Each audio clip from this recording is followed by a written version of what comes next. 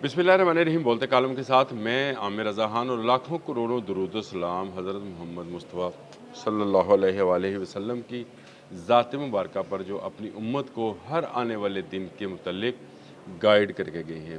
कुरान पाक जो कि अज़ल से अबद तक की किताब है।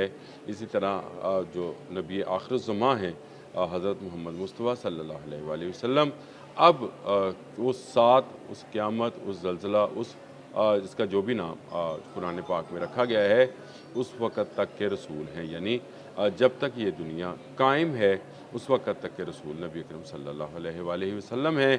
और मैंने ये बात इसलिए कही कि मुझे आज एक हदीस मुबारका पढ़ने का इत्फ़ाक़ हुआ। ये किताबुल फ़ितन है, मुस्लिम की सही अहादीस में है और इसके रावी जो हैं सैयदना हज़रत अबू हुरैरा रज़ी अल्लाह अन्हा हैं, जिन्होंने इस हदीस से जो इस हदीस के रावी हैं और इनसे ये मरवी है। और इसमें ये कहा गया है कि हकीकी अरबी तो नहीं पढ़ूँगा, तर्जुमा ही पढ़ूँगा जो मफ़हूम होगा, तर्जुमा तो हम कर ही नहीं सकते इसका।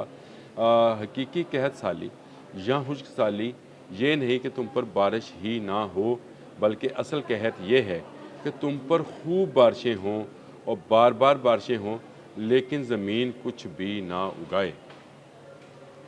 आज आप अगर मीडिया खोलें, आप सोशल मीडिया खोल लें, आप टीवी मीडिया खोल लें, आप जो मर्ज़ी अखबारात उठा लें, तो आज आपको अपने इर्द गिर्द में बेपनाह बारिशें नज़र आएंगी। इतनी बारिशें कि लोगों के घर डूब रहे हैं। मुंबई में होने वाली पिछले एक हफ़्ते की बारिशों ने कई सौ साल का रिकॉर्ड ब्रेक कर दिया है।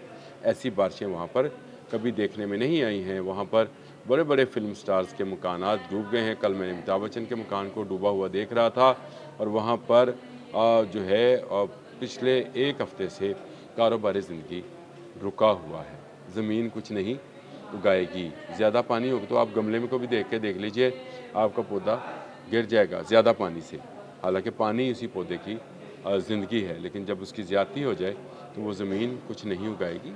हदीस से करें। इसके बाद चीन की तरफ चलते हैं।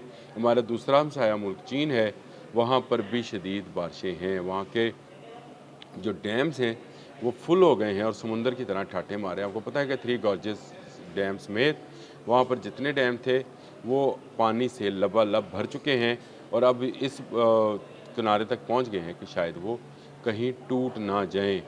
इसके बाद अरब की तरफ चलते हैं। अरब के बारे में एक हदीस मुबारका मैंने पिछली मरतबा भी पेश की थी, इस मरतबा भी आपके सामने प्रेजेंट करना चाहता हूँ कि क़यामत उस वक़्त तक कायम नहीं होगी जब तक यहाँ तक कि ये भी मुस्लिम की हदीस है जी, अरब की सरजमीन दोबारा चरागाहें और नदियाँ ना बन जाएँ। और आजकल आपको सऊदी अरब में वो जो है चीज़ें बारिश जो हैं वो इस मकदार में होती नज़र आती है कि गाड़ियाँ तैरती हुई मैंने रियाज़ में और दुबई में ये गाड़ियाँ तैरती हुई देखी। ये मैं पूरे जो खित्ता अरब है या जज़ीरतुल अरब है उसकी बात कर रहा हूँ।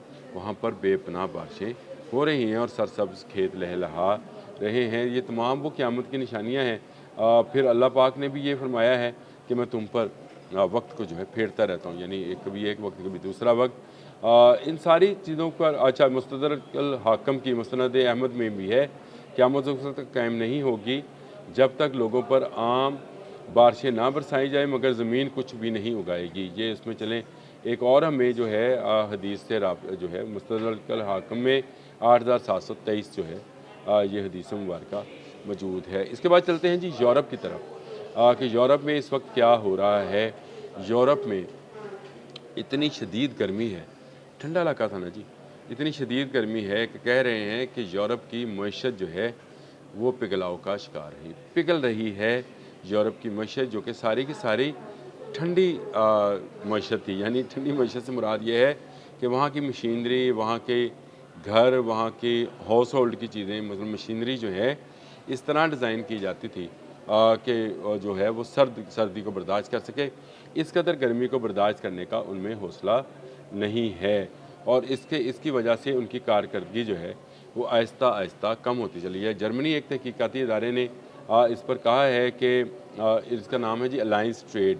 उन्होंने कहा है कि 30 से 35 डिग्री सेल्सियस के दरमियान एक इजाफी डिग्री जब बढ़ती है तो कारकर्दगी 1.30 जो है कम हो जाती है और इससे अरबों डॉलर का نقصان جو ہے وہ برداشت کرنا پڑا ہے. لوگوں کی کارکردگی جو ہے وہ متاثر ہوئی ہے. ان کے جسم جو ہیں اس قدر شدید گرمی کے عادی نہیں ہے. لیکن اب ہر آنے والے سال میں یہ گرمی اور بڑھے گی. اس کی وجہ انہوں نے بنیادی طور پہ یہ بتائی ہے کہ اپنے آپ کو ٹھنڈا رکھنے کے لیے زیادہ سے زیادہ ایئر کنڈیشننگ جو ہے استعمال کی جائے گی. کل میں اپنے ایک دوست سے بات کر رہا تھا. میں نے کہا 99 میں جب پہلی مرتبہ گیا تھا تو وہاں میرے بھائی کے گھر میں پنکھا نہیں تھا, استعمال ضرورت نہیں پڑتی تھی. لیکن جب جیسے جیسے میں نے انگلینڈ کے دورے زیادہ جانا آنا شروع کیا تو وہاں پر مجھے نظر آیا کہ پنکھے آ گئے, پھر ریسٹورنٹس میں ایئر کنڈیشنرز لگ گئے, اب گھروں میں ایئر کنڈیشنرز لگ رہے ہیں.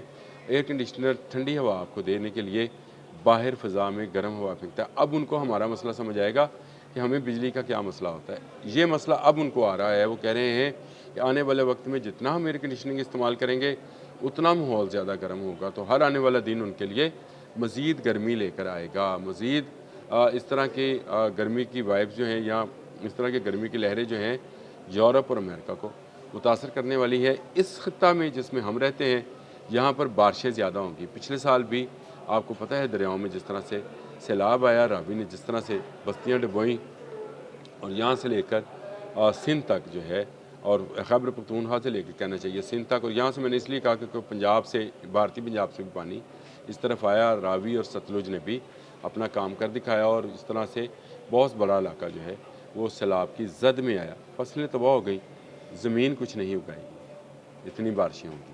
یار ذہن میں رکھیے گا احادیث مبارکہ جو کہ قرآن پاک سے متصادم نہ ہوں بلکہ اسے میچ کرتی ہوں, ان کے صحیح عین ہونے پر کسی کو کوئی شک و شبہ نہیں ہوتا ہے.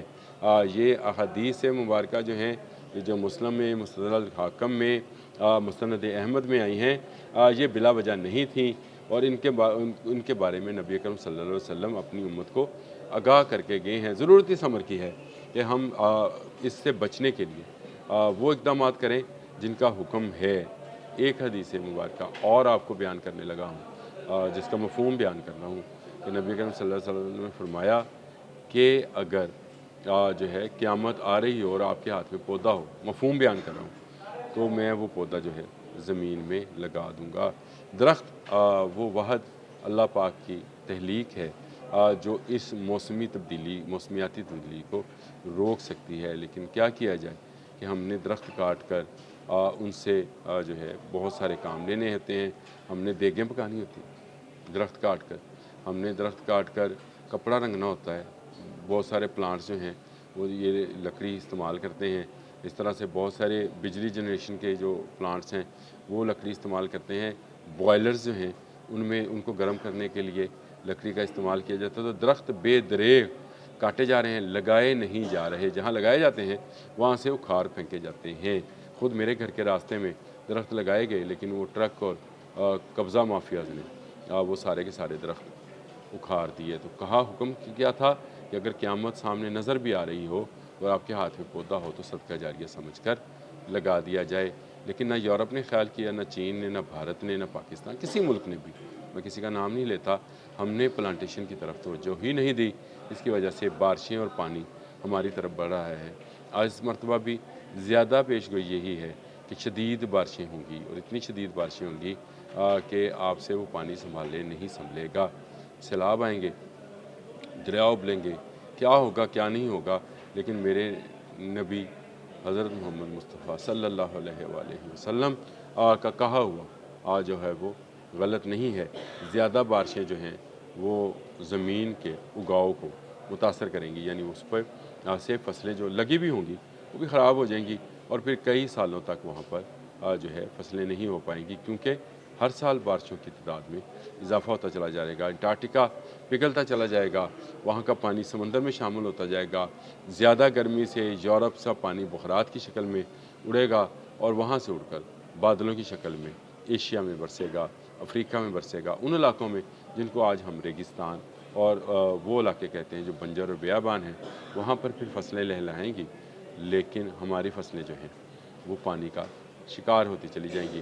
اس کو بچنے کا واحد حل جو ہے, آج میں نے صرف اس لیے کیا کہ آپ کو آگاہ کر دوں, کہ واحد حل یہی ہے کہ درخت لگائیں. یہ آپ کی, میری اور ہمارے آنے والی نسلوں کی بقا کی بات ہے. اس کو ایسے نہ پھینکیے. اب تک کے لیے اتنا ہی. اللہ